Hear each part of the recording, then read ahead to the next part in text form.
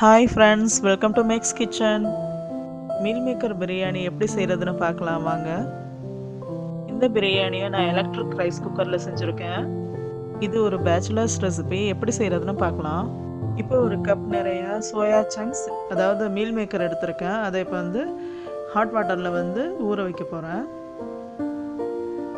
நான் இப்போ 2 டம்ளர் பச்சரிசி எடுத்திருக்கேன். இதை ஒரு 1/4 மணி நேரம் ஊற வைக்க போகிறேன். நீங்கள் எந்த அரிசி வேணால் எடுத்துக்கலாம். பச்சரிசி மட்டும் இல்லை, பாஸ்மதி, ஜீரக சம்பா எது வேணாலும் எடுத்துக்கலாம். இப்போது நான் அந்த எலக்ட்ரிக் ரைஸ் குக்கர் ஆன் பண்ணிவிட்டேன். வார்மில் இருக்குது. இப்போ ஓப்பன் பண்ணலாம். இப்போ நான் இந்த பேனில் 5 ஸ்பூன் வரைக்கும் கோகோனட் ஆயில் யூஸ் பண்ணுறேன். நீங்கள் எந்த ஆயில் வேணால் யூஸ் பண்ணிக்கோங்க.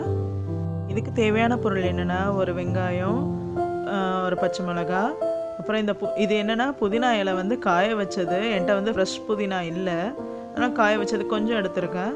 கொத்தமல்லி இலை, அப்புறம் பிரியாணி மசாலா 1 ஸ்பூன், கரம் மசாலா 1 ஸ்பூன். பிரியாணி மசாலா கண்டிப்பாக சேர்க்கணுன்னா ஒன்றும் அவசியம் இல்லை, இருந்தால் சேர்த்துக்கோங்க. அப்புறம் 1 கப் தயிர். இது போக பட்டை, 2 லவங்கம், ஒரு ஏலக்காய், கொஞ்சம் ஃபெனல் சீட்ஸ், ஒரு பிரிஞ்சி இலை 1, அவ்வளோதான். இப்போ இதில் நம்ம வெங்காயத்தை ஆட் பண்ணிக்கலாம். வெங்காயமும் பச்சை மிளகாவும் போட்டு கொஞ்சம் வதக்கிக்கலாம்.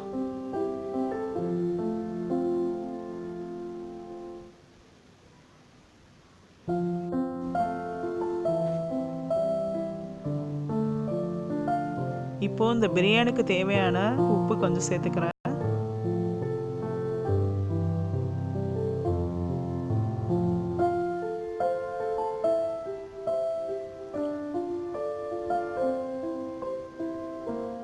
இப்போ அது கூடயே கொஞ்சம் அந்த புதினா இலை, இந்த கொத்தமல்லிலாம் எடுத்து வச்சுருக்கோம்ல, அதையும் சேர்த்துட்டு கொஞ்சம் நேரம் க்ளோஸ் பண்ணி வச்சிடலாம்.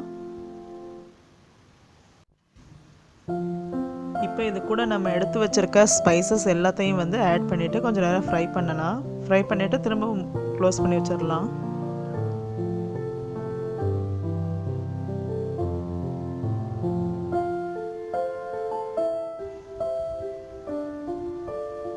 இப்போ இது கூட 1 ஸ்பூன் ஜிஞ்சர் கார்லிக் பேஸ்ட் சேர்த்துக்கிறேன். அது கூடயே ஒரு 2 ஸ்பூன் காஷ்மீரி சில்லி பவுடர், அதையும் சேர்த்துக்கிறேன். இப்போ நம்ம எடுத்து வச்சுருக்க கரம் மசாலா, பிரியாணி மசாலா, அதையும் சேர்த்துட்டு கொஞ்சம் நேரம் ஃப்ரை பண்ணலாம்.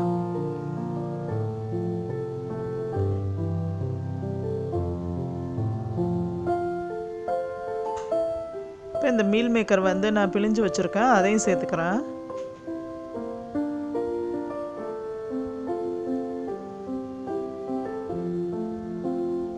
இப்போ இது கூட அந்த எடுத்து வச்சுருக்க 1 கப் தயிர், அதையும் சேர்த்துக்கலாம். இப்போ நல்லா கொஞ்சம் நேரம் ஃப்ரை பண்ணிவிட்டு க்ளோஸ் பண்ணி வச்சிடலாம். க்ளோஸ் பண்ணால் தான் சீக்கிரம் வேகும். இப்போ பாருங்கள், இதிலேருந்து ஸ்டீம் வருது. இப்போ உள்ள நல்லா அது ஃப்ரை ஆகிடுச்சு பாருங்கள். அதனால தான் இங்கே ஸ்டீம் வருது.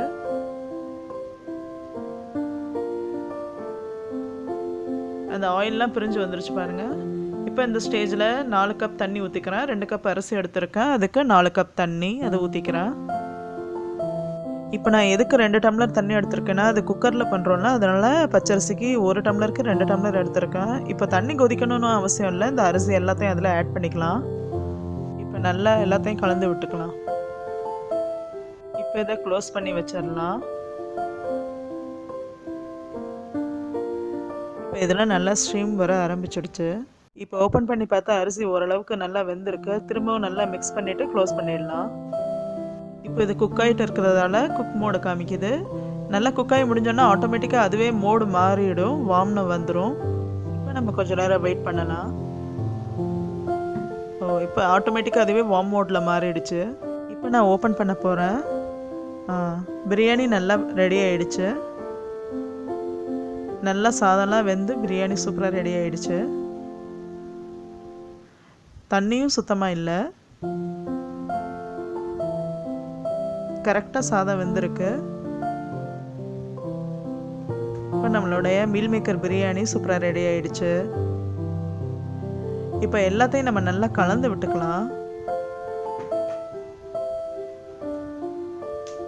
இப்போது நம்மளுடைய சோயா சங்க்ஸ் பிரியாணி ரெடி.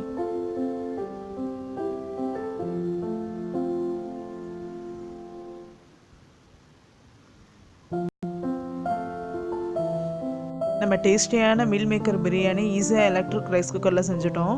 இது செய்கிறதுக்கு 40 மினிட்ஸ் ஆச்சு. சாதமும் நல்லா வெந்திருக்கு. இதே மெத்தடில் நம்ம நார்மல் குக்கரில் கூட செஞ்சுக்கலாம். பேச்சுலர்ஸ்லாம் ரொம்ப ஈஸியாக இதை வந்து செஞ்சிடலாம். இதுக்கு side dish onion raita use பண்ணலாம்.